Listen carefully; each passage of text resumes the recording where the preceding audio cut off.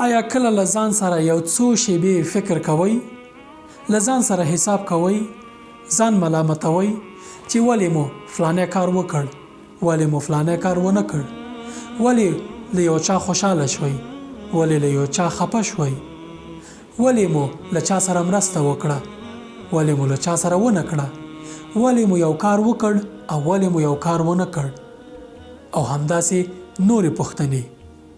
که داسې کوئ نو زما د طرفه یې زیری وګڼئ. زه نه، پیغمبر صلی الله علیه وسلم یې درته وایي حاسبوا انفسکم قبل ان تحاسبوا. له ځان سره حساب وکړئ مخکې له دې چې له تاسې سره حساب وشي. څومره ژوره خبره ده. رښتینې اتلولي همدا ده چې دغو پوښتنو ته ځواب پیدا کړئ.